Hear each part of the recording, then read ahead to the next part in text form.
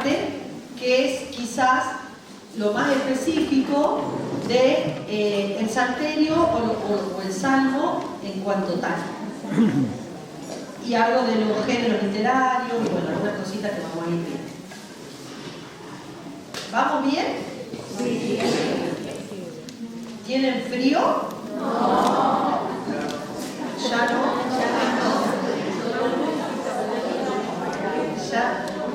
Ya no. Bueno, muy bien. Bueno, entonces sigamos.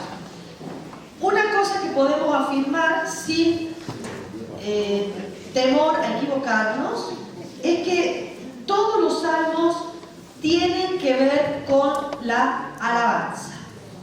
Bueno, y entonces vamos a abrirnos a esta nuevo esquema de también 5 puntitos, pero estos van a ser más cortos, les prometo. Cuando ya se empiezan a ir cayendo, así, tenemos que terminar. Bueno, primero, no me han preguntado, pero yo se los voy a contar. ¿Cuál es el título? El título de este libro, que en realidad es un conjunto, no es un salmo, sino que el salterio, ¿cuántos son? 7. Bueno, muy bien. Nosotros le decimos en castellano salmos, ¿verdad? Esa palabra que se escribe en griego así, ahora les voy a mostrar cómo, se escribe así en griego. ¿Qué significa en griego? La palabra salmos. ¿Qué significa? ¿No saben? Pero sí saben, lo que pasa es que no saben que saben. Significa canto, cantos. O sea, el griego lo que hace es subrayar o destacar una indicación formal, el cómo se oraba con los salmos, cómo, cantando. Y entonces, como los griegos descubrieron que los salmos, los judíos, porque los salmos están escritos ¿en qué lengua? En hebreo, son del Antiguo Testamento.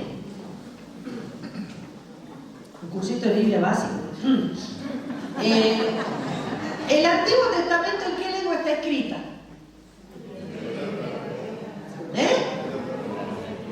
En hebreo. ¿Y qué significa la mayor parte? ¿Y la otra parte en qué?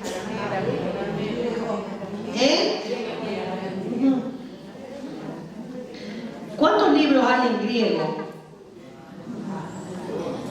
Dijo, esto es básico, como el salario básico, vital y móvil. En griego son 7 libros que se llaman deuterocanónicos en el Antiguo Testamento y el resto de los libros están escritos originalmente en hebreo. O sea que la lengua del Antiguo Testamento mayoritariamente es hebreo.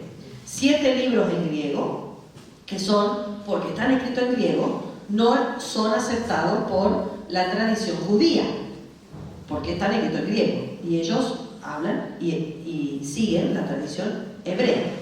Bueno, dentro del mundo del Nuevo Testamento está escrito todo en griego.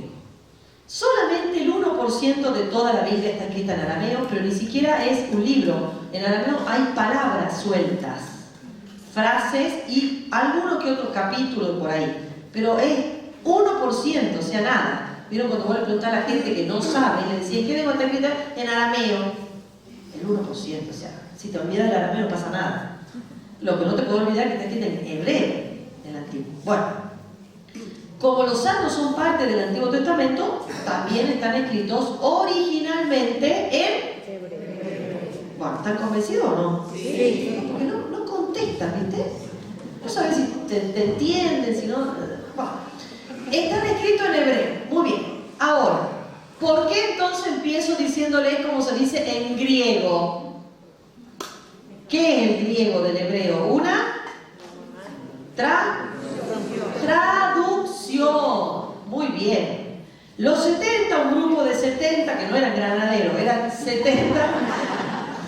Los 70 eran un grupo que tradujo, un grupo de judíos, que tradujo el Antiguo Testamento, así le llamamos nosotros, porque los judíos no le llaman Antiguo Testamento, porque para ellos no hay un Nuevo Testamento. Ellos le llaman Tanakh. Tanakh es la Biblia hebrea. Se llama Tanakh porque la T de Torah, el grupo de los 5 primeros libros de la Biblia se llama Torah, que nosotros le llamamos Pentateuco. En griego es eso, penta, 5, teuco, estuches. Bueno. Estamos en la base, ¿no? Estamos de lo base. Bueno. Segundo, la Ta de Tanakh, de Torah. La N de Nevi'im, los profetas. N de Nevi'im, en hebreo se llama profetas. Y la K final, Ketuvim o escritos. Ketuvim en hebreo, escritos. Bueno, aprendieron 3 palabras. Torah, Pentateuco, que en realidad significa leyes, Torah. Nevi'im, que significa profetas. Ketuvim, que significa escritos. Bueno, dentro de este tercer bloque de los Ketuvim están los salmos. ¿Están ubicados en el mundo del Antiguo Testamento? Sí. Bien, o sea, sería el mundo de la Tanakh. Bueno, ¿qué pasa? Como en un momento de la historia ya el pueblo dejó de entender el hebreo y de hablar hebreo, porque era sobre todo los de la diáspora, que vivían fuera de la Palestina, entonces se buscó traducir el texto a otra lengua. Y entonces eso fue lo que pasó con este grupo de 70 judíos que tradujeron al griego. Las 70, llamada así, la traducción de los 70, es la traducción del hebreo al griego. Esta traducción, cuando le puso el nombre a estos 150 escritos, oraciones, le puso salmos. ¿Por qué le puso así? Porque en el pueblo judío, estos 150 oraciones se cantaban. Era como nuestro cancionero. Era el cancionero judío. Pero la diferencia entre nuestro cancionero y el judío es que al judío se lo dictó Dios. El nuestro lo inventamos nosotros. Es pequeño, no diferencia. Bueno, este cancionero es palabra de Dios en palabra de hombres. Y se canta. Bueno, una cuestión formal. Ahora bien, vos le preguntás a un judío, o sea, al que lo escribió, a la tradición que lo escribió, ¿y cómo te dice que se llama? No te dice salmo, porque nosotros tradujimos del griego al castellano, tradujimos salmo, ¿no? O sea, dijimos, para nosotros estos 150 son cantos, canciones, pero el hebreo no tiene esa concepción de estos 150. Y adivinen, bueno, no sé si van a adivinar, ¿cómo se nominan estas 150 oraciones para el mundo hebreo, que en realidad es quien los escribió? O sea, cuando ellos escribieron estas 150 oraciones, le llamaron así. Le llamaron Tehilim. Así. Ahí entienden, ¿no? Sí. Ahí está más claro. ¿Sí o no? Sí. Bueno, entonces se llaman, ¿cómo se llaman? Tehilim. Bueno, ahora yo quiero, aunque les parezca una tontera, para mí es muy importante explicarles esta palabra. Porque esta es la palabra que, así como entienden fácilmente que cantos se llama salmo porque son cantos, ahora hay que entender por qué los judíos le pusieron Tehilim a los 150. Bueno, primero, decirles que ustedes saben que se escribe, a ver cómo se hace para que yo, hasta esto tengo. Ustedes saben que el hebreo se escribe para allá. Nosotros escribimos para allá. ¿Sí? ¿Ven que nosotros escribimos canto? la T, esta la H, esta la L con un puntito, ¿lo ven? Por eso es doble, es la L.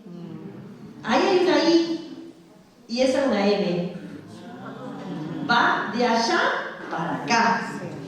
Bueno, de derecha a izquierda. Nosotros vamos de izquierda a derecha. Bueno, pero eso no es lo más importante. Lo más importante es que esto es un sustantivo. Plural. ¿Por qué sé que es plural? Porque termina en in. Nuestros plurales, ¿cómo terminan? En S. En el hebreo no hay S. O sea, hay, pero no para el plural. Para el plural, ellos usan im. Bien. Para decir que es plural, usan im. Y para decir que es un sustantivo, este prefijo, te. Un sustantivo. Entonces, en el centro, eso ya dice mucho, por eso estoy haciendo toda esta explicación. En el centro de todas las palabras hebreas está la raíz verbal. O sea, ¿cuál es la raíz verbal en este caso? H, L, L. El in forma parte del plural. El T forma parte del sustantivo. Y entonces H, L, L es la raíz de esa palabra. Bien. ¿Qué significa? HLL se dice halal. Halal. Teilim tiene metido adentro halal. ¿Me siguen? Bien. ¿Qué significa halal? Halal, ahora les digo en castellano y ustedes me dicen qué significa. Halal es... bueno, no puedo decir, se lo voy a decir directamente. Halal es el verbo alabar. Alabar, halal. ¿Cómo se dice en hebreo? Alabar. Halal. ¿Y cómo se dice el sustantivo que le deriva del verbo halal? Teilim. Estamos hablando en hebreo, no me sale por alabanza. Bueno, estamos en hebreo. Métanse el chip hebreo un rato. Bien, entonces, Teilim son alabanzas. Ahí le falta la S, porque es un plural, in. Bueno, ¿qué viene del verbo halal? Alabar. ¿Hasta acá me siguieron? Sí. Bueno, ustedes conocen, recontra mil, una palabra que viene también del verbo halal. Ahora sí se lo digo en castellano y ustedes me traducen. Verbo halal. El infinitivo es alabar. ¿Saben algo de gramática? Esto no es Biblia, ¿no? Esto estamos en gramática, castellana. Bien. Imperativo. No, para, que no terminé. Imperativo. Segunda persona singular. O sea, tú. Del imperativo, segunda singular del verbo halal.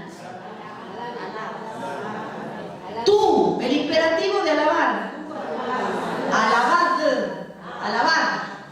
O alabar. Tú. Alaben sería plural. Ustedes, vosotros.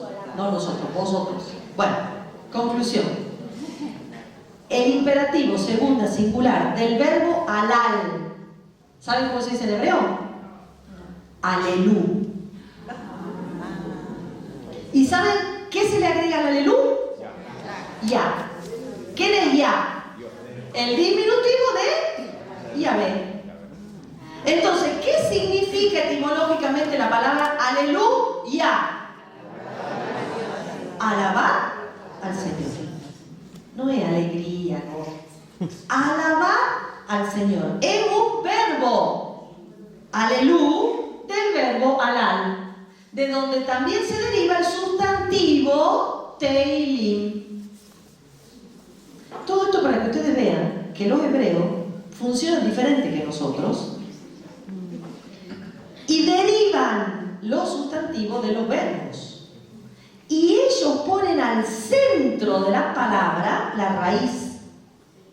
Y entonces la gran pregunta que ahora nos tenemos que hacer nosotros es: ¿en qué sentido los 150 son teilim?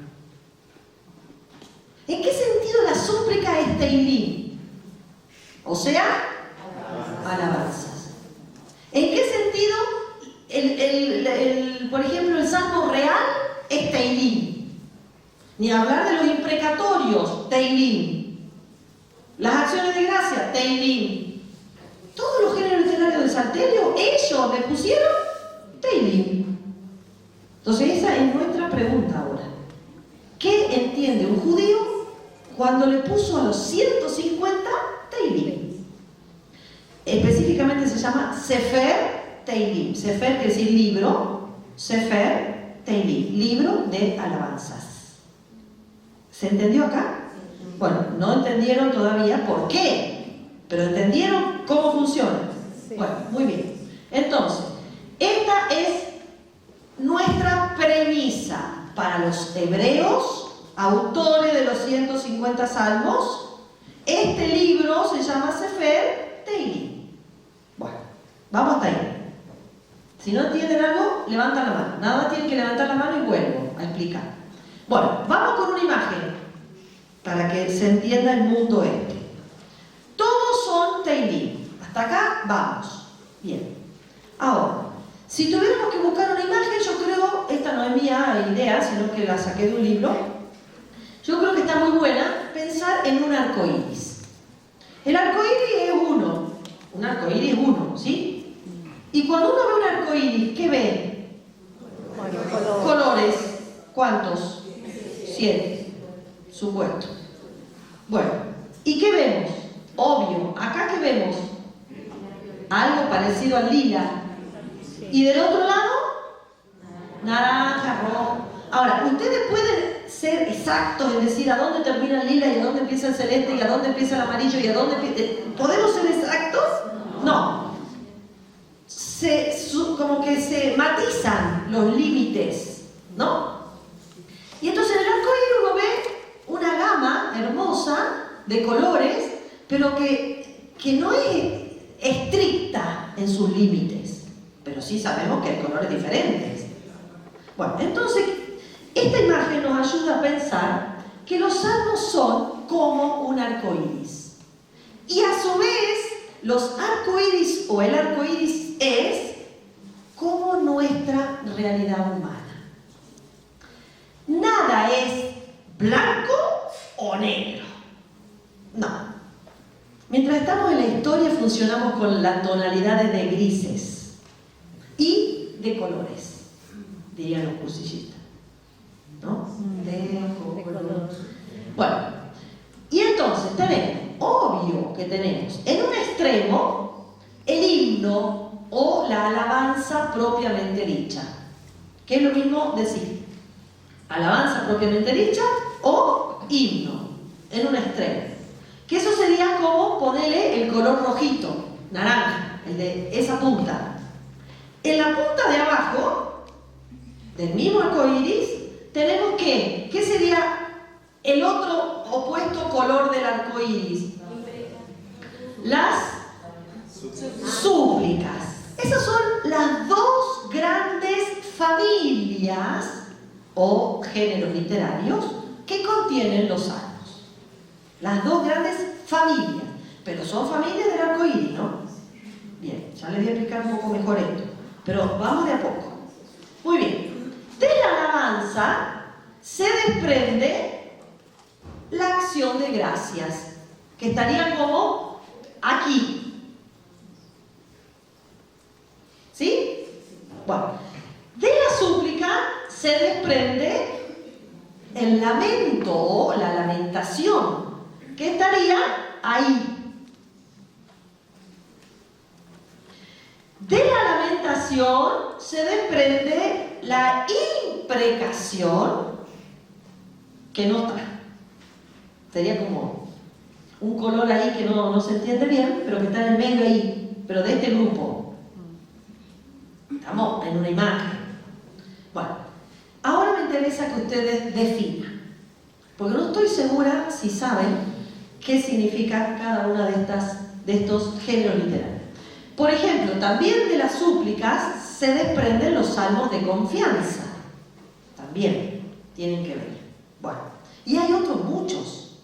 Pero no quiero ahora explicar cada uno de los géneros literarios. Quiero explicar un concepto más amplio que es todos son Teilim. Todos son alabanzas. Pero antes de explicar eso, quiero que definamos estos grupos de salmos que tenemos ahí. Bueno, primero, vamos con la alabanza. ¿Qué es el himno? ¿O qué es la alabanza propiamente dicha? Escucho definiciones. Para nosotros era lo mismo que es para nosotros. ¿Sí? Sí. Reconocimiento, muy bien esa palabra. Piropo al Señor, muy bien. Reconocimiento, y ahora les doy dos palabritas para que se lo acuerden, para que sepan qué es cuando quieren hacer un himno propiamente. Reconocimiento de lo que Dios es y hace. Entonces, empezamos ya. Atributos de Dios dignos de alabanza.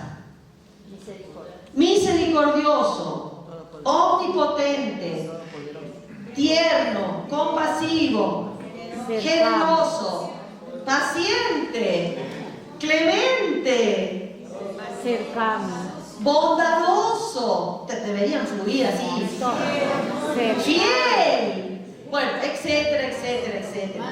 Manso, humilde, etcétera. Bueno, ya se sabe lo que Dios es, para saber. Siempre cuando decimos que sabemos es el baldecito, ¿no? No se olviden del baldecito. Porque no es que sabemos lo que es la misericordia de Dios, porque si supiéramos, no estaríamos lamentándonos tanto. Pero bueno. Entonces, reconocimiento de lo que Dios es, ¿estamos? Se alaba. Cuando yo reconozco, te alabo, Señor, porque sos todopoderoso. Listo, estoy alabando. Y de lo que Dios hace. Todo lo que Dios hace, porque lo hace Dios, es digno de alabanza. Entonces, en los salmos, ¿qué va a decir, por ejemplo? Que tiene brazo potente. El sonido de su voz es estruendoso. Dador de vida. ¿Qué más hace? Me rescata del sepulcro. Me sana, me renueva como el águila, me llena de ternura. No están sabiendo mucho de él. No me están tirando letra. ¿Qué está pasando? Algunos me miran como diciendo, bienvenido al mundo. Bueno, no importa, pero total después de acá van a ir, ¿o no? A buscar. Bien, yo confío, Bueno, muy bien. Entonces, ya sabemos lo que es la alabanza. Repitamos. Reconocimiento de lo que Dios es. Fin del problema. El problema es que es la definición. Bueno, de eso se desprende la acción de gracia. ¿Qué es acción de gracias?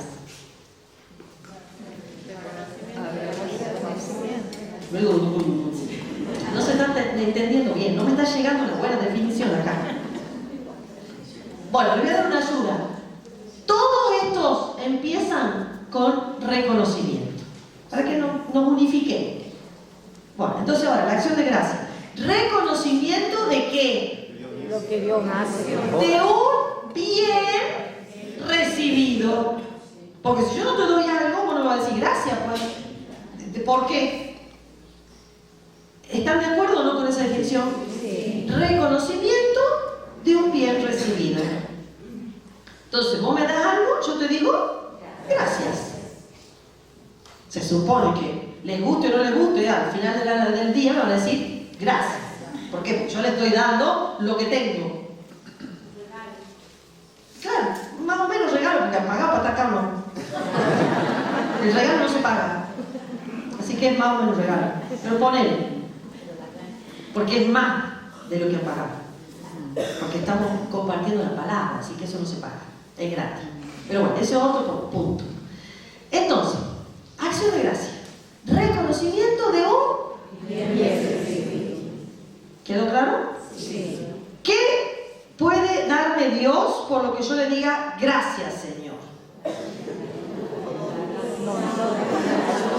La vida, la salud, el trabajo,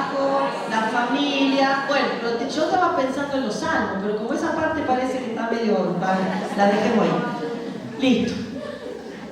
Después vamos abajo, súplicas, definamos. No. O sea, súplica, se define suplicar, no. Reconocimiento. Les dije que todas las palabras tienen que empezar con eso.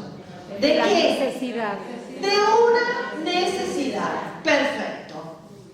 De reconocimiento de una necesidad. Cuando yo reconozco una necesidad, ¿qué hago? Pido a alguien que sé que lo tiene. Porque no voy a ir a la carnicería a pedirle un par de zapatos.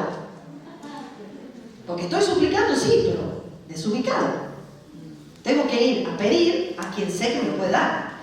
Porque lo tiene. ¿Están de acuerdo con eso? Sí. Bien. Entonces, el reconocimiento de una necesidad ante alguien que me puede satisfacer esa necesidad. Muy bien. Lamento. No es boliviano este. Reconocimiento, un dolor no, porque frente al dolor suplico. No, frente al sufrimiento suplico. Frente al padecimiento suplico. Por ahí va. ¿Cómo se llama el muro? El muro de Israel. ¿Por qué no se llama el muro de la súplica? ¿Por qué se llama del lamento? Porque es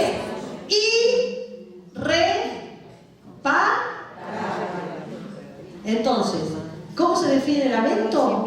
Reconocimiento de una situación irreparable. Frente a una situación irreparable no cabe la súplica, porque es irreparable. Entonces, ¿qué hay que hacer? Lamentarse. Cuando uno está frente, estamos en el Antiguo Testamento, cuando uno está frente a un ser querido difunto, ¿qué va a suplicar?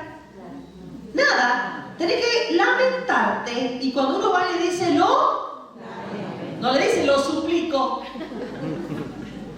Obvio. Porque cabe el lamento frente a la situación irreparable. El muro se vino abajo, no hay nada. ¿Vos te crees que el judío no puede hacer otro muro? ¿Que no le alcanza la plata? ¡Sí! Pero no va a ser el Salomón. Esa pared que está ahí es oro para ellos. Porque es la pared del templo. Ahora, si hacen otra, va a ser el que la hizo ahora. Esa no tiene ningún valor. Entonces, por eso lo dejan ahí como lugar para recordar lo irreparable de la situación. Se cayó el muro. Todo. Quedó una pared más. Por eso, cuando estaban en el destierro, se lamentaban. No le quedaban. ¿Qué van a suplicar si ya estaban idos? ¿Entienden? Entonces, eso, ¿saben que saber esto arregla muchos problemas de gastritis? Sí. Porque vos te la pasás suplicando por lo que no tiene remedio.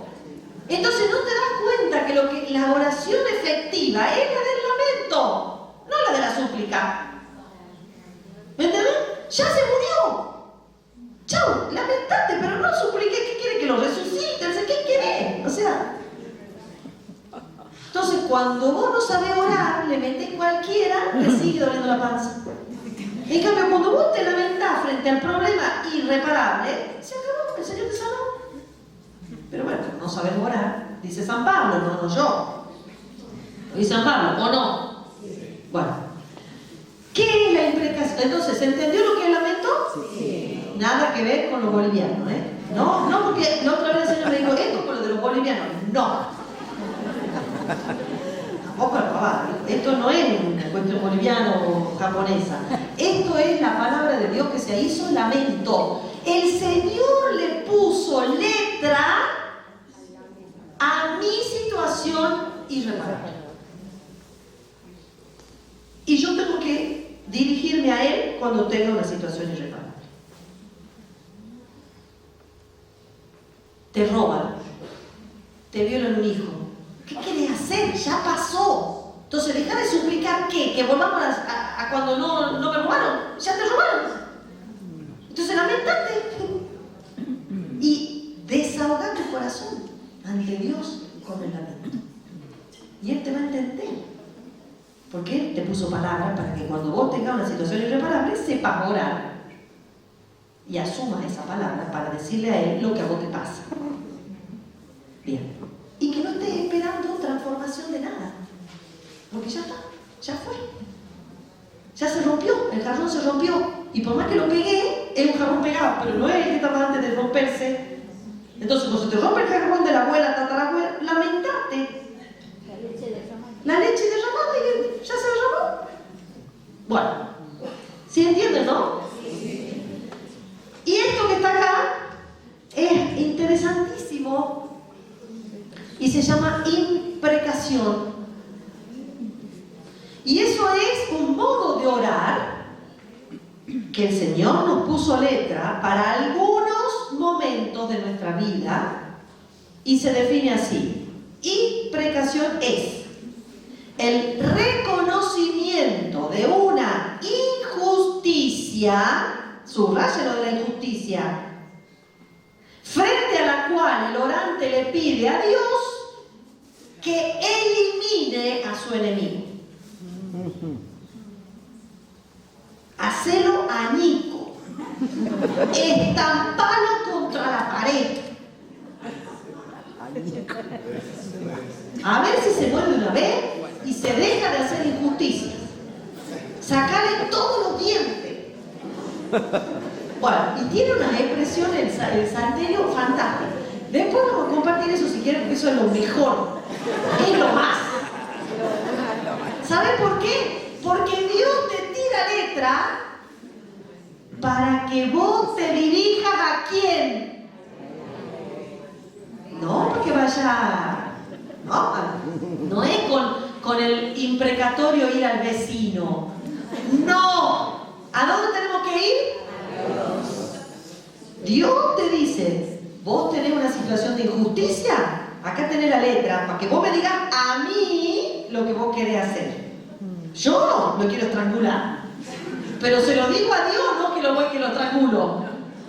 ¿Entienden la diferencia? Estamos orando con palabras adecuadas a lo que siente mi corazón. Entonces vos hace 10 años que estás ahorrando pesito por pesito por pesito. Me acuerdo de este ejemplo porque hace 2 días me llamó una señora para contarme una tragedia, y es que hacía 15 años que ella estaba ahorrando en un tacho de leche nido que me lo mostró. 15 años en un tacho de leche nido, ahorrando pesitos para comprarse su casita. Y un hijo de hace una semana se lo robó. 15 años de ahorro se lo robó. Entonces me dice, yo estoy desesperada, estoy desilusionada, estoy no sé qué rezar. Yo tengo una posta. Un imprecatorio. Me miró hacia la señora. ¿Con qué? Y se lo mostré. Lloraba la señora, no podía ni decir esas palabras porque la identificaba totalmente. Pero como no sabemos que existen estos salmos, y a veces tenemos hasta miedo de rezarlo cuando es palabra de Dios para nuestra situación, entonces ya no sabía qué hacer. Y lo rezó. Y me dice, tírame otro y dame otro y otro. Estaba chocha. Hasta que se calmó, porque la verdad que hasta que me calmaba. Entonces yo vuelvo a la primera parte. Sí, ya te doy la palabra, hermano. Ya vuelvo a la primera parte. Tiene que haber pasado una injusticia. No es que vos me pisás la uña y yo impreco. No, tampoco la pavada. Frente a la injusticia cabe la imprecación. Así como frente a la situación irreparable, cabe el lamento. Así como frente a la necesidad, cabe, y frente a la acción de gracia, la gracia. No la alabanza. Frente a lo que Dios ella hace, cabe el himno. Un modo de orar. Palabra de Dios en situaciones de hombre. Pero que tiene que haber una injusticia en el medio. De esto volvemos si quieren. Porque esto es un mundo desconocido para muchos, pero recontra súper útil para nuestra vida de fe. Útil. Porque necesitamos úlcera o no sale la úlcera. Dos opciones. Frente a una tragedia, o te sale la úlcera y se te hace un nudo en el estómago y después, o los dolores de espalda que llevas la vida entera encima, o las artritis, las artrosis, la no sé qué, o orás con una imprecación. Vos ves. ¿Qué querés hacer? Imprecar. ¿Vieron que hasta miedo tienen de decir? Bueno, ya se lo voy a contar un poco más. ¿Les interesa ese tema o no? Sí. Ah, parece que tienen cosas para desahogar. Parece que hay bastantes agujeros ahí, ¿eh? Bueno, si me van a preguntar, allá estaba el señor, había levantado la mano, por allá. O la señora, no veo bien. Parate y decí qué querés.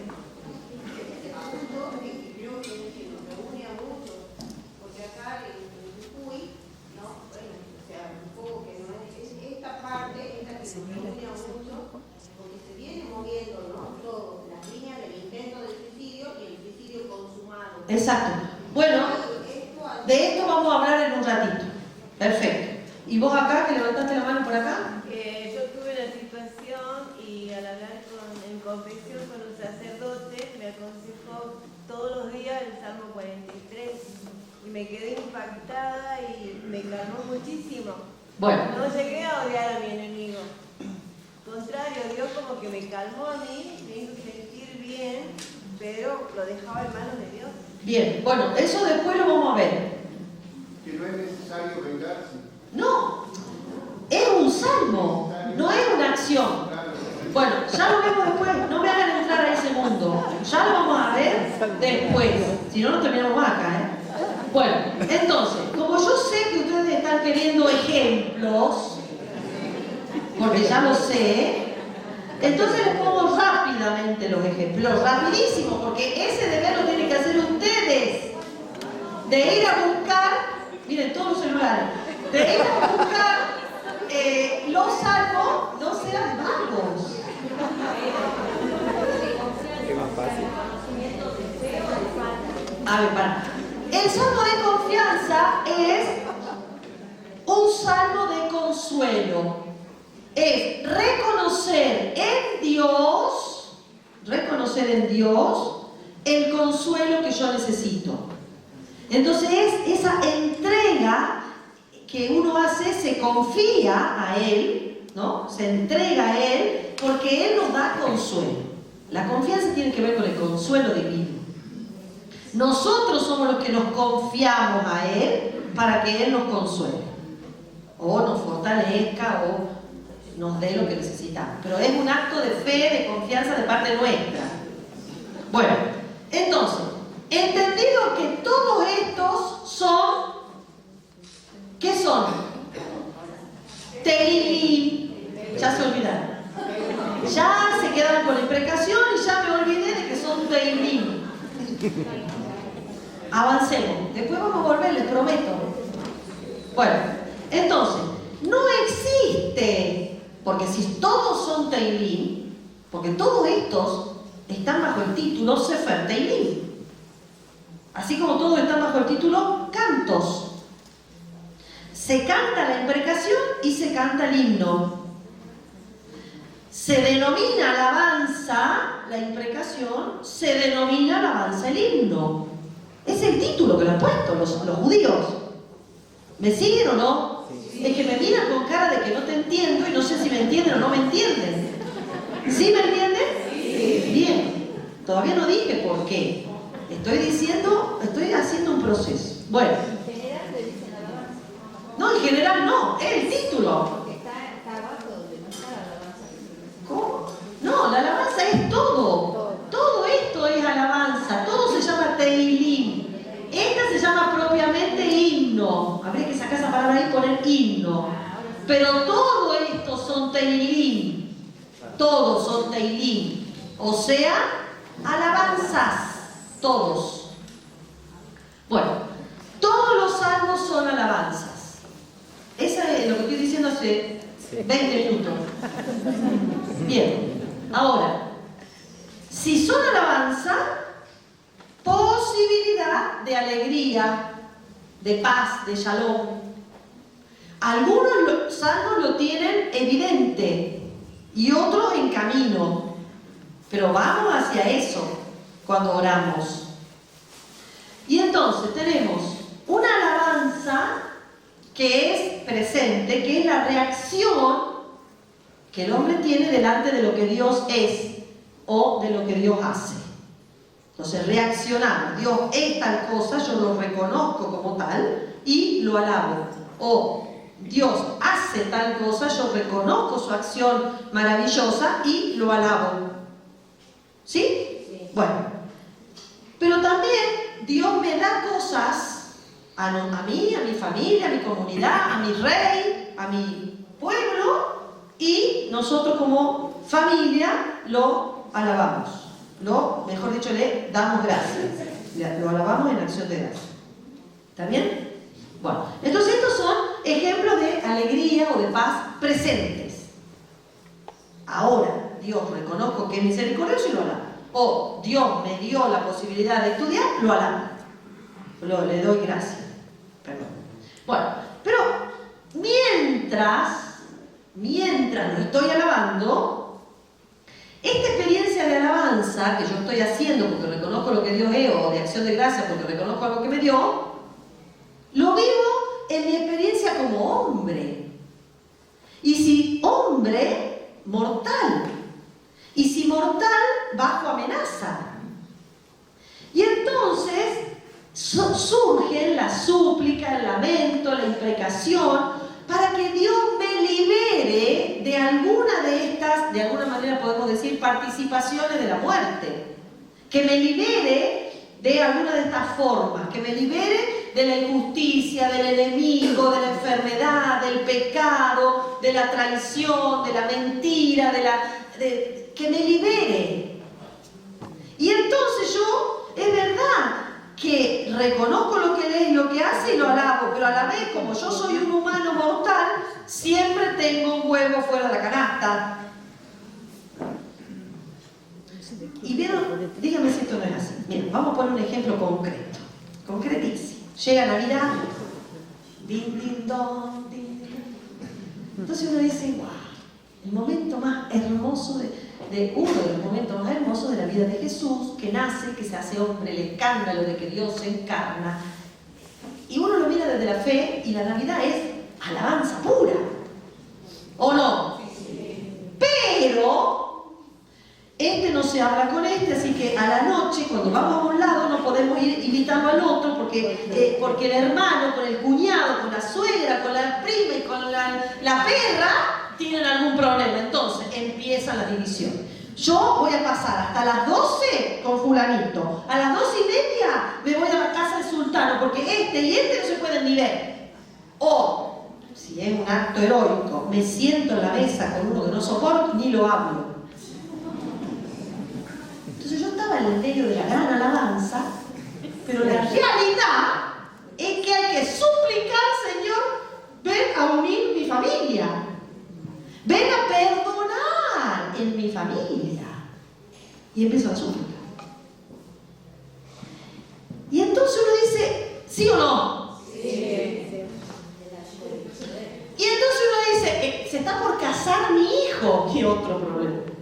¿Invito o no invito? ¿Le pago o no le pago? ¿Me paga? ¿Me regala? ¿No me regala? ¿Qué? Uno dice, se está por casar, o sea, nace un niño y aquel que no vino y que no me mandó ni un mensaje y empieza la imprecación sublimal, sublingual, y ya empieza a comer bronca, rabia, odio y ya lo quiere matar. Y vos decís, pero se acaba de nacer un bebé. Y pero es que no existe sino una moneda con dos caras.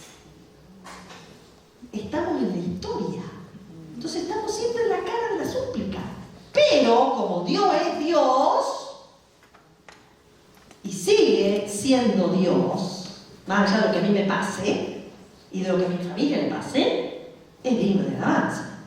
Y va haciendo historia en nuestros mamarrachos. Pero cuando Dios hace historia es digno de alabanza, y cuando miro mi mamarracho es digno de súplica.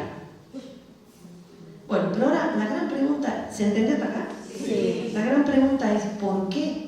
Los hebreos le llamaron a todo esto Tehillim. Y esto es lo más hermoso que yo he descubierto cuando me enseñaban los salmos. Y esto funciona así. Empiezo por un ejemplo para llegar a la definición. Y vamos de vuelta al carnicero.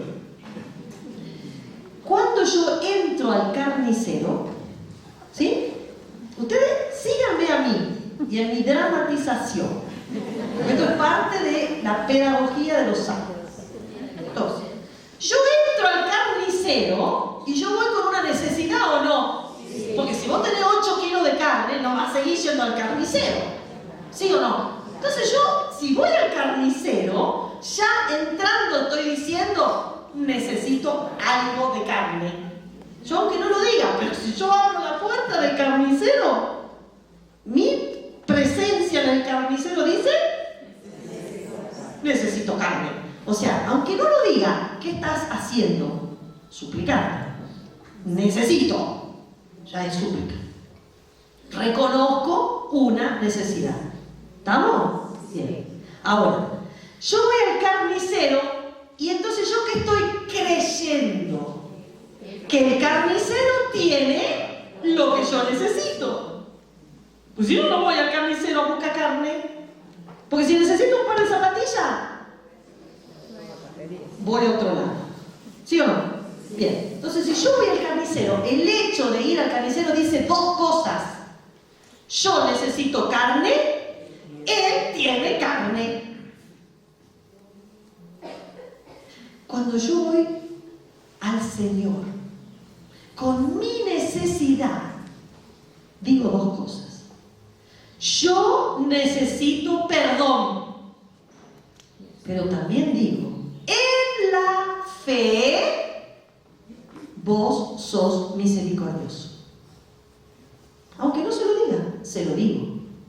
Porque voy a Él sabiendo, creyendo que Él tiene lo que yo necesito. Entonces dicen los judíos, a la vez, o sea, hagas un himno, impreques, supliques, o te lamentes, o des gracia, o confies, en la fe siempre alabamos lo que Dios es y lo que Dios hace. Entonces no importa si vos vas a alabar llorando, porque se me murió mi ser querido. Yo le digo, Señor, yo ahora estoy llorando porque mi ser querido se murió. Pero yo le estoy diciendo a Él, vos sos el Señor de la vida, así que te lo entrego, te alabo y te bendigo porque sos el Señor de la vida. Aunque yo llore, si voy a orar, creo en que Él tiene lo que yo no tengo.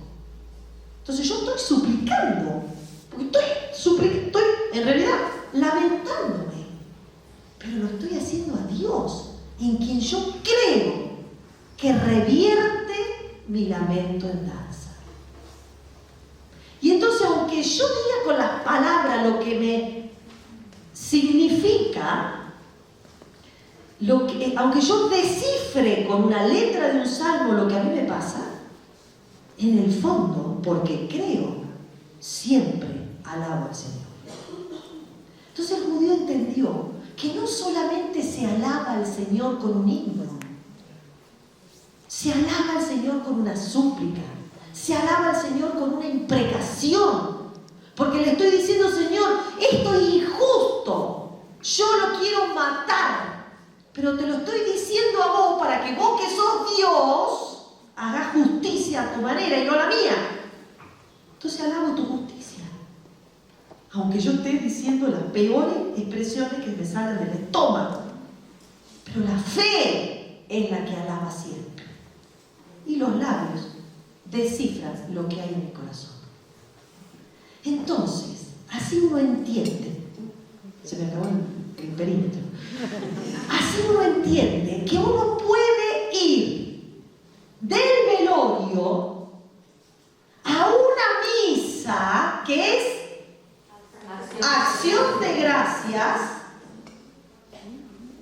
a alabar al Señor, aunque con lágrimas y con dolor. Porque el Señor es siempre digno de alabanza. Siempre es y hace el objeto de mi alabanza. Y yo, que estoy en la vida y soy un mortal, voy cambiando. Pero mi cambiar no modifica su ser y menos su hacer. Entonces, el hebreo entendió que hay una acción concreta y presente que es Dios actuando en la historia. Y también entendió que Él tiene que caminar la historia y no siempre la camina en júbilos e himnos de alabanza.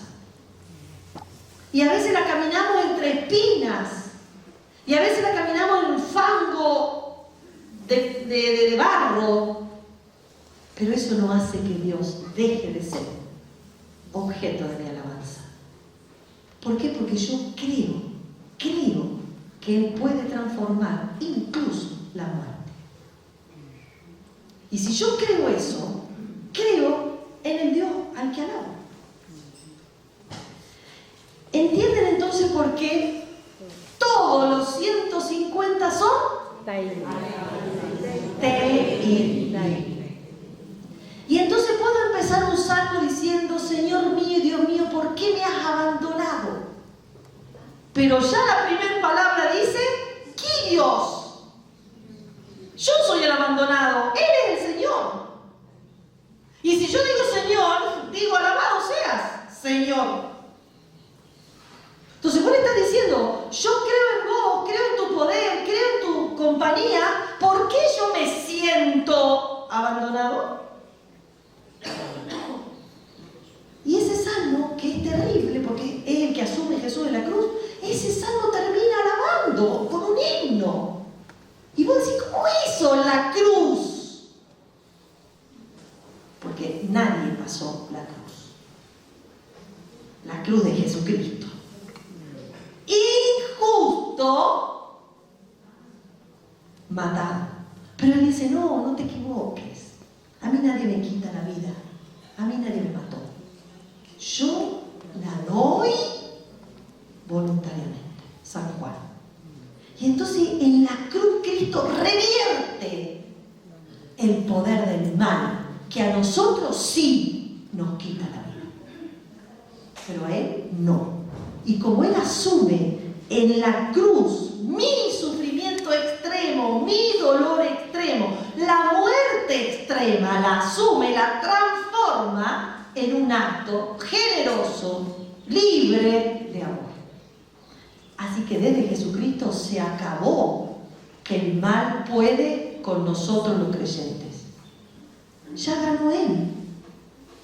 Y en esto es muy importante tener claro estos conceptos, que son conceptos básicos de teología, pero que a veces tenemos equivocados.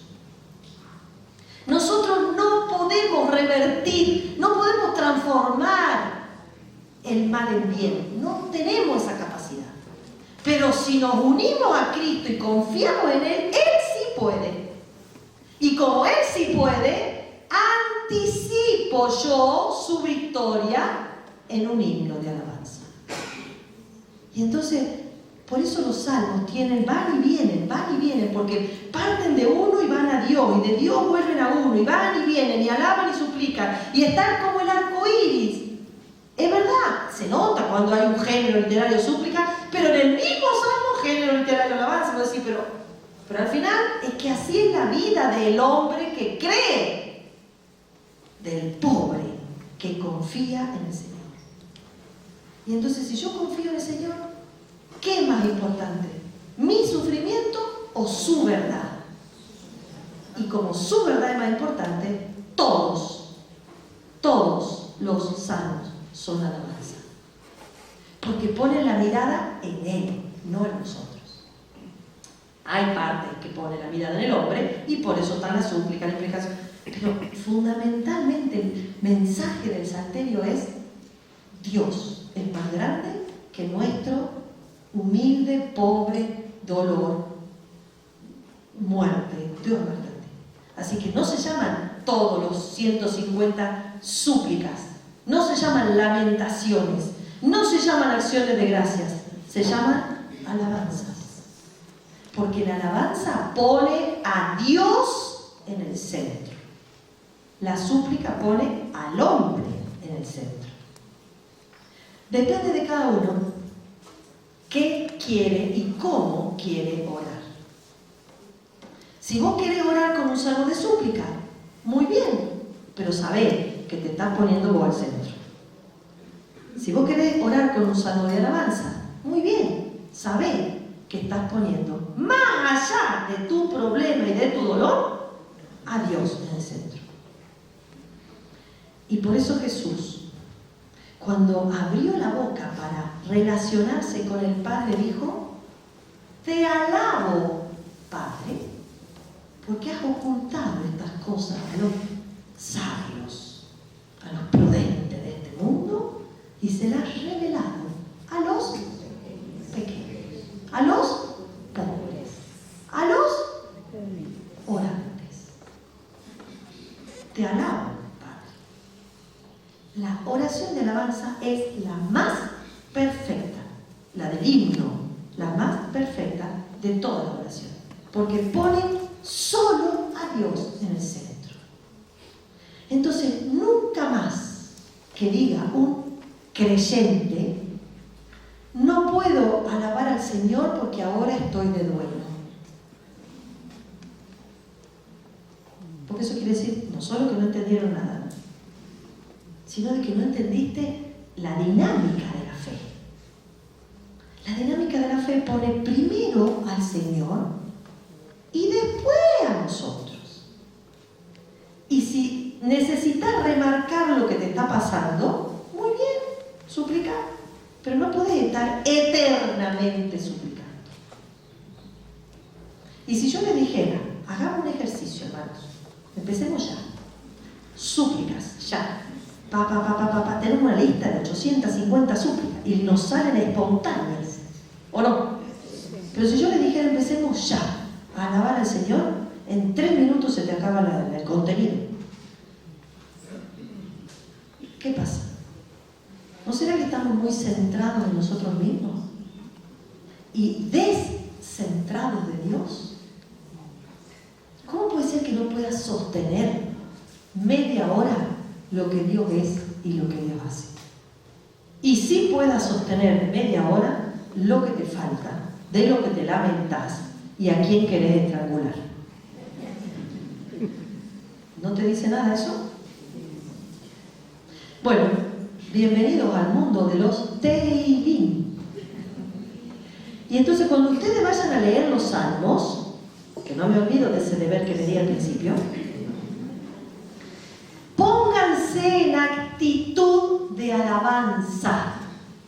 Busquen como reconocimiento de lo que Dios es, de lo que Dios hace. Busquen qué decirle al Señor. Y entonces se van a dar cuenta la cantidad de frases que hay en los salmos que ponen a Dios en el centro.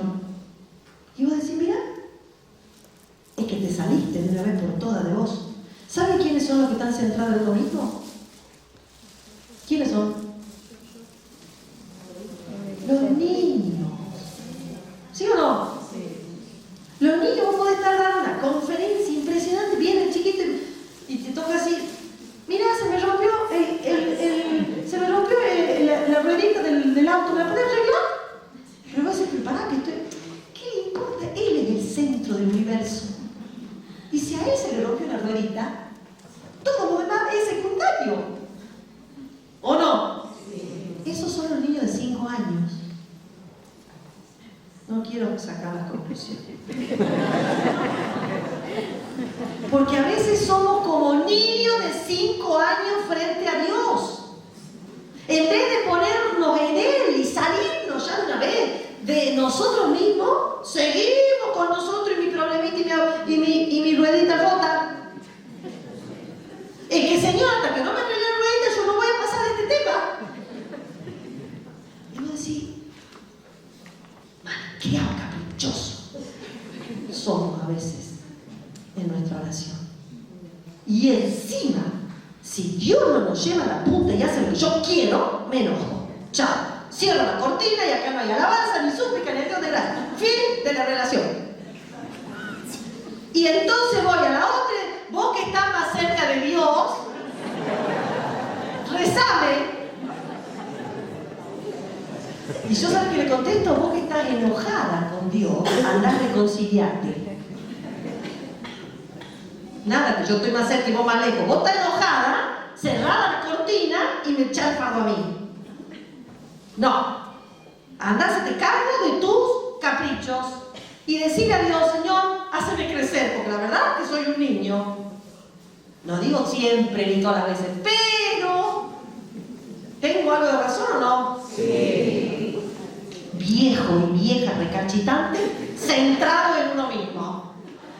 70 años girando en torno a mí.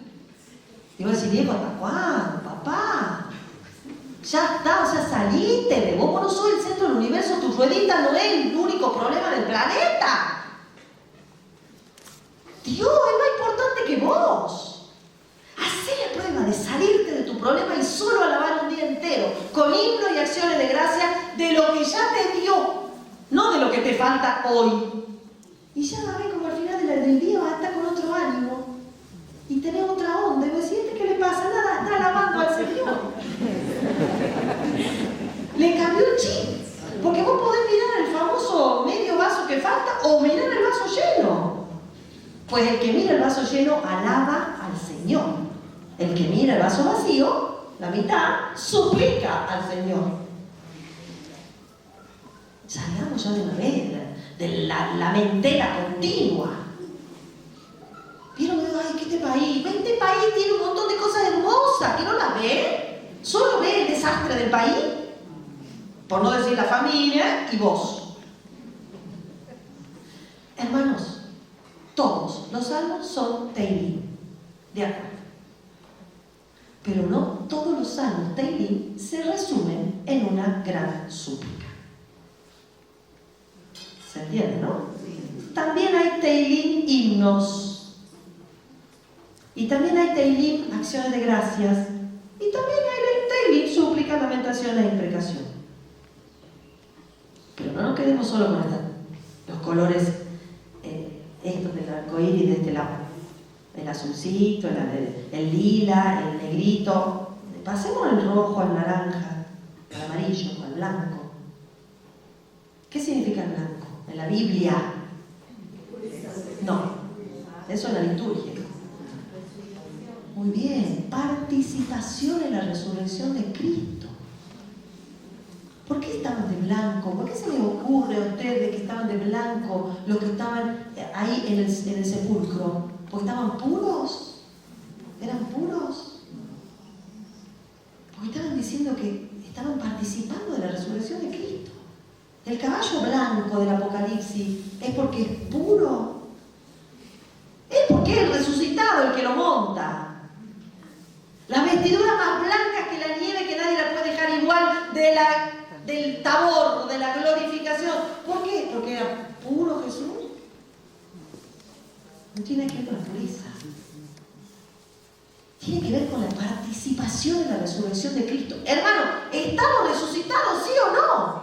Avisale a tu cara. Avisale a tu cara que Cristo está vivo y que está con vos. Avisale, porque la verdad que si yo le saco la foto.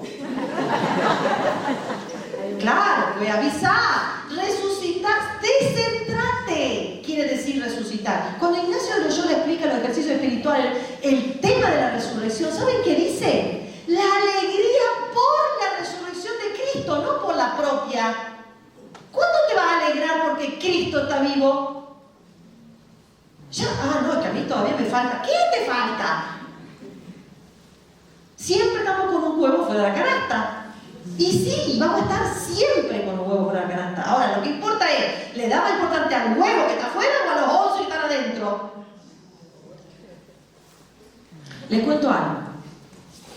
Porque las caras de ustedes me inspiran.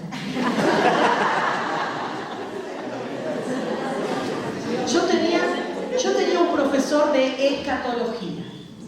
¿Saben lo que es la escatología? El tratado de las últimas cosas, de la muerte, la resurrección, el purgatorio, todas esas cosas se estudian en una materia que se llama escatología. Escato, lo último, el final. Bueno, imagínense la complejidad de esa materia, cosa que nadie fue y volvió. Así que es todo medio. Bueno, paréntesis. Bueno, este profesor, a mí me encantó, porque el profesor era un belga, un personaje, no se le entendía nada que hablaba, pero esto yo lo entendí. El belga, que hablaba en italiano, o sea, es como que yo me puedo hablar en japonés, ¿me entendés? Bueno, que no sé. Entonces el profesor dijo una vez esto: miren, ¿ustedes quieren entender la resurrección de Cristo? Entonces uno dice, ¿cómo se puede entender la resurrección de Cristo? Estamos como el maldecito y el océano, o sea. Pero yo le voy a dar un ejemplo, dijo él. Y yo lo entendí perfecto, el ejemplo, porque como era ejemplo sencillo, yo lo entiendo. Entonces, el tipo dijo lo siguiente: imagínense que están en el medio del océano. ¿Sí? Estaban en un barco, se rompió el barco, no sé qué pasó, la cuestión es que vos quedaste en el medio del océano con una maderita, ¿viste? ¿Cómo se llama? A lo Titanic. Imagínate Titanic. Bueno, entonces vos estás con la maderita en el medio del océano. Él no dijo Titanic ni la maderita, pero yo te lo agrego. Entonces él dijo así: imagínense, ¿cuándo podemos decir que estamos salvos? ¿Cuándo? No, ahí, en esa situación. Porque acuérdense, paréntesis, que el océano, el mar, en la Biblia, es símbolo del mal. Bienvenido al mundo simbólico de la Biblia. Mar igual mal. Entonces, si yo te pongo en el medio del mar o del océano, te estoy diciendo, te rodea el mal, la hostilidad, los adversarios, el caos, todo a la vuelta tuya. Pero vos, ¿cuándo estás salvado? Mientras, dice el profesor, tengas la cabeza afuera. ¿No decís más obvio? Sí. ¿O no? Pues le doy la buena noticia del día. La cabeza se llama... ¿Qué convicción que tiene? La cabeza se llama Jesucristo de la iglesia. Él ya tiene la cabeza afuera. Luego, si vos querés ser salvo, ¿qué tenés que hacer? Estar unido a la cabeza. Si vos tenés la punta del pie con la uña encarnada del dedo gordo abajo del agua, pero ese dedo está unido al cuerpo cuya cabeza está afuera, está salvado. Ahora, viene una rama abajo del agua y te corta el dedo y flota, se pudrió. ¿Sí o no? Entonces, ¿cuál es tu real pero obsesivo problema en esta vida? Permanecer unidos a Cristo. ¿Te querés salvar? La cabeza está afuera. ¿Qué tenés que ser vos? Ser la mano, el pie, el dedo gordo del que ya está salvado. Entonces, si vos te soltás, podrido. Si vos hasta el final unido a Cristo, salvado. ¿Creen o no esto? Bueno, esto es lo que dice Pablo en la carta de Efesios. No hay ninguna ciencia de mi profesor. Pero ¿saben cuántas veces no entendemos? Que estamos rodeados de agua por todos lados, problemas por todos lados. ¿Y saben cuántas veces no entendemos o no creemos que somos miembros del cuerpo de Cristo cuya cabeza está afuera? Y entonces, como solo vemos el agua y no vemos que la cabeza está afuera, cara larga, tristeza, desesperación, angustia y otras cosas más. Porque en el fondo te olvidaste de que Cristo está afuera del agua, resucitado. Alégrate porque Él ya está resucitado. Y procura de estar siempre unida a Él. Fin de tu problema. Porque vos no sos la cabeza. Ese es nuestro problema. Que creemos que somos la cabeza, pero no. Somos un miembro del cuerpo. El que quiera, vos llamate lo que quieras, pero sos corazón, sos manos, sos pies, sos uña, pero no sos cabeza. Entonces no tenemos derecho, si creemos en la resurrección de Cristo, no tenemos derecho.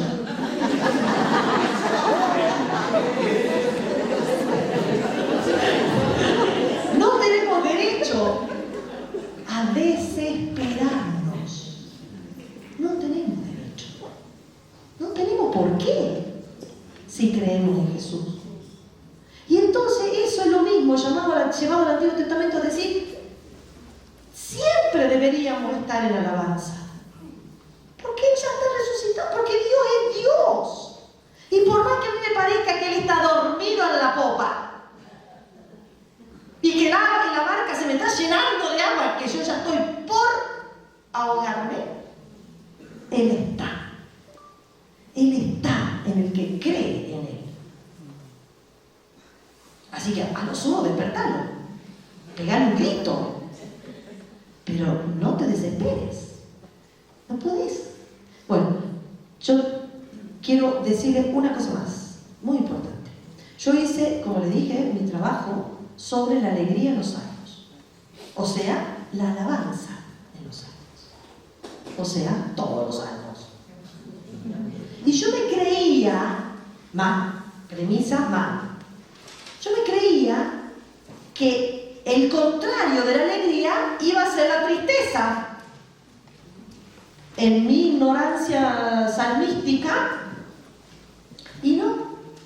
¿Saben qué? Encontré que esto que les estoy diciendo, que se puede estar triste. Y está bien, si por ahí tenés algo que te da tristeza, está bien. Pero la tristeza no es un obstáculo para la alabanza. Al contrario, la tristeza es la que te lleva a la alabanza, a transformar tu lamento en danza. Entonces vos podés estar triste y tenés derecho a estar triste, pero tenés que saber que la oración que empieza suplicante de que te saque tu tristeza, tiene que terminar alabando al Señor, que cuando Él quiere y como Él quiere te va a sacar la tristeza.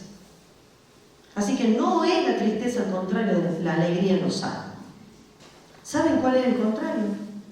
La desesperación. ¿Por qué? Porque el que está desesperado se aleja del Señor y busca otras alternativas. Y entonces ahí, cuando vos te vas del Señor, se te corta el miembro y te podrís. Para volver a la imagen, ¿no? Entonces no importa que estés triste o que te pasen cosas, eso no importa. Porque eso el Señor lo puede transformar. Ahora, lo que no podés permitirte es dejar de esperar en Dios. Y por eso la desesperanza es el contrario a la fe, a la alegría, a la alabanza. No tienen derecho a perder la esperanza y la fe en el Señor, porque Él ya está resucitado. Bueno, esto es muy importante, porque a veces uno no la tiene clara o se olvida. Y esto entonces pasa lo mismo que ya dije. Hay una alabanza presente en los himnos y en las acciones de gracia. Hay una alabanza en camino, en los salmos de súplica, las lamentaciones, las imprecaciones. Hay una alabanza en el pasado, y eso es muy bueno, y el pueblo de Israel usa mucho el recurso de la memoria. Me recuerdo cuando Dios hizo algo, ¿por qué ahora no? Si Dios me sacó de aquel momento y de aquella situación y de aquella dificultad, que ahora me pasa lo mismo, ¿por qué no me va a sacar ahora? Es que tengo que esperar un poco, capaz. Porque no tengo que ser tan ansioso. Pero no quiere decir que Dios no te va a revertir tu problema. O lo va a transformar en bien. Transforma la muerte en vida o revierte la muerte en vida.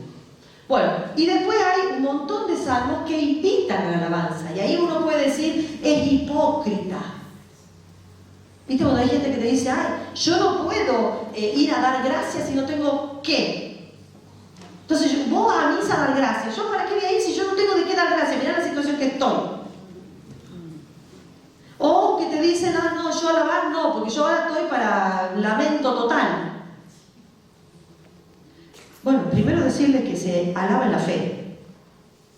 Y segundo, que si hay alguien que te invita a la alabanza, que es lo que pasa en todos esos salmos y muchos otros, te está diciendo, saliste de vos y de tu problema y ponete en Dios. Invitar a otro a la alabanza es decir, saliste de vos y ponete en Dios. Que Dios es digno de alabanza siempre, más allá de lo que te pase a vos. Y que lo que te pasa a vos es la ruedita de un auto de semejante Dios, creador del cielo y de la tierra, salvador de toda situación. Así que frente a eso, ¿vos qué sos? Es lo que le pasaba a Job.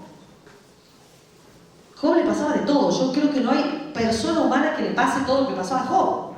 Y sin embargo Dios no le dio respuesta ¿por qué te pasa todo eso? Dios lo sacó a la naturaleza y le mostró que Él era creador, que Él era salvador, y después Job le dijo, sí, yo la verdad no te conocía.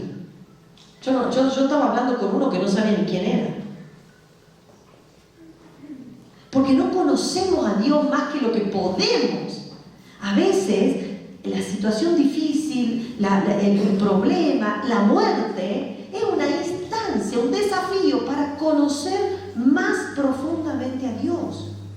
No se olviden que ponemos de Dios lo que entra en nuestro baldecito, pero queda un océano por saber de Dios.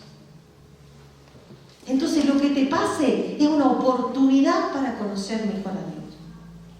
No es para renegar de Él. Al contrario, para agarrarlo más de Él y que te revele algo de lo que vos no sabías. O lo sabías en teoría y ahora lo han experimentado. Entonces, eso es muy importante. Bueno, ya termino. El quinto, es cortito y dice así. El salterio es una propuesta de felicidad. Empieza, Salmo 1:1. ¿Cómo empieza? ¿Cuál es la primera palabra del salterio? Feliz, que en hebreo se dice asrei, es lo que el griego traduce bienaventurados, macarios, felices. ¿Se acuerdan de la bienaventuranza? Bueno, así como el Nuevo Testamento tiene en su centro, no los mandamientos, sino la bienaventuranza, el Antiguo Testamento en el salterio tiene su punto de partida en esta propuesta de felicidad. El que entra a orar un salmo tiene que saber que quiere ser feliz.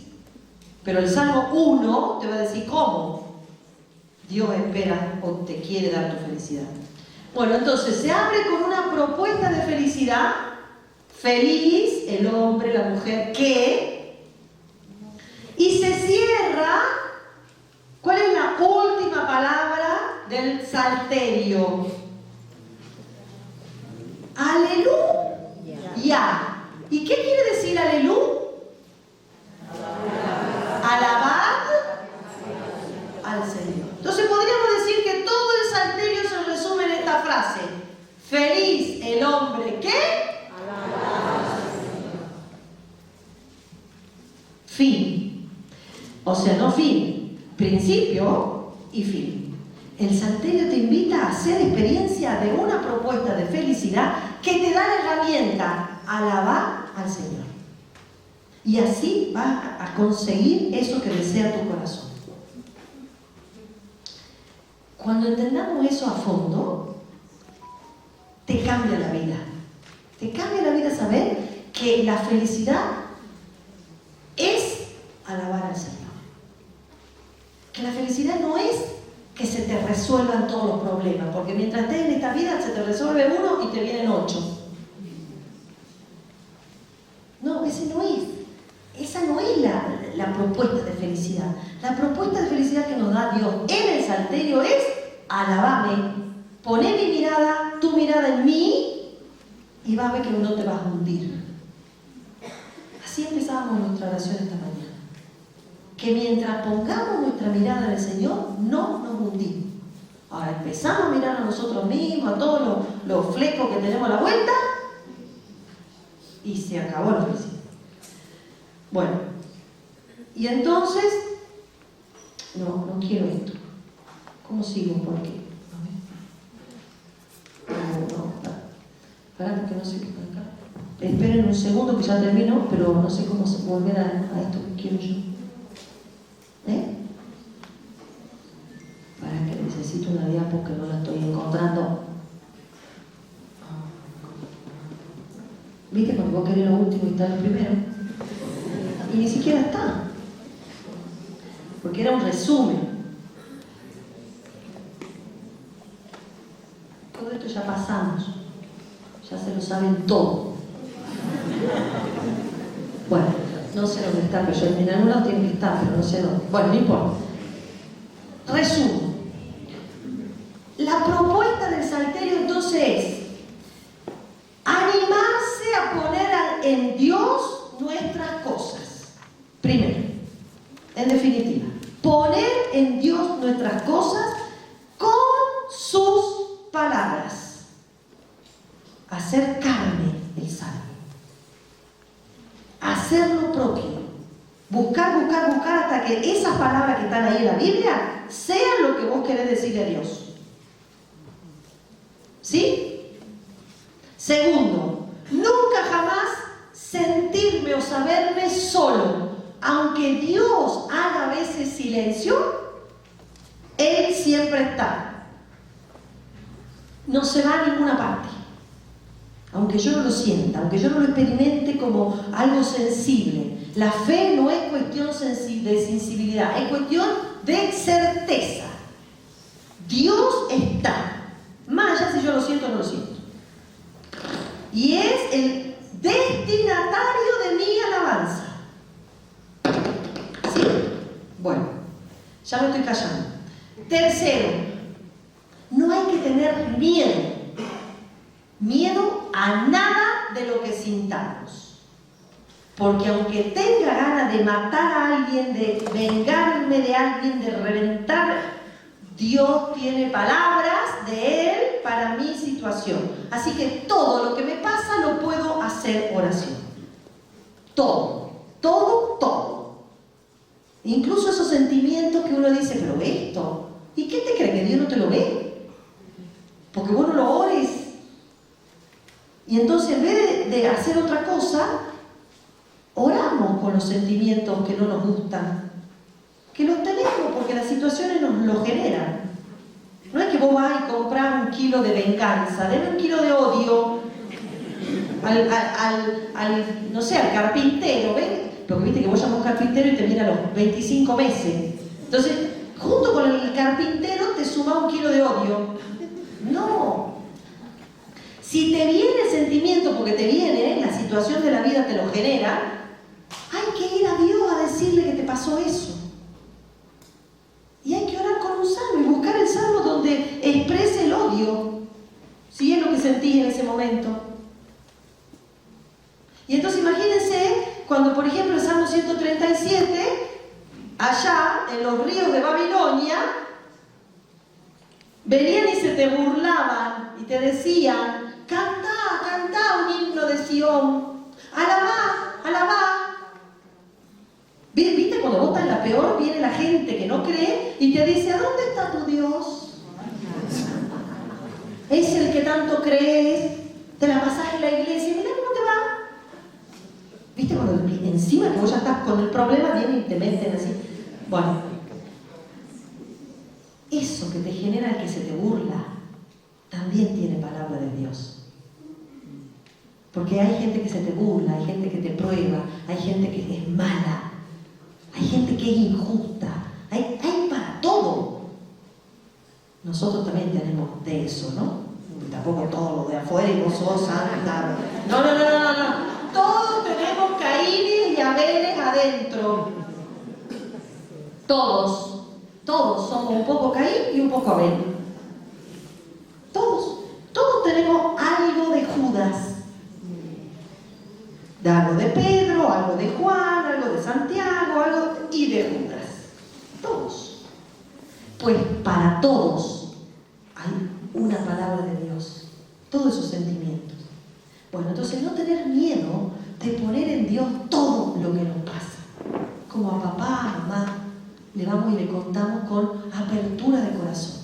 Bueno, y por último, última frase y última idea de esta mañana. ¿Qué hora es? Oh, papá, hace 2 horas que estoy... Ya termino. Una frase, aguánteme una frase. Los salmos no solo son escuela de oración, que ya les expliqué por qué son una escuela de oración, ¿verdad? Sino, y sobre todo, son una escuela de conversión. Y entonces vos vas al Señor con esas ganas de matar a alguien y después de estar un rato con Él, alabándolo y mirándolo y diciéndole lo bueno que es, lo grande y lo misericordioso, te vas calmando y vas relativizando y te vas descentrando y en definitiva decir, no era para tanto. Y entonces el Señor te va convirtiendo mientras vos vas orando, te va sanando mientras vas orando, te va perdonando mientras vas orando, te va llenando de paz mientras vas orando. Entonces los salmos son una escuela de oración, te enseñan a orar con todo lo que hay en la vida, pero también son una escuela de conversión, porque tienen un proyecto de salvación. Y uno va con lo que tiene y vuelve con algo de Dios. Bueno, muchas gracias y fin de la mañana. Vamos entonces ahora a tomarnos una gran siesta.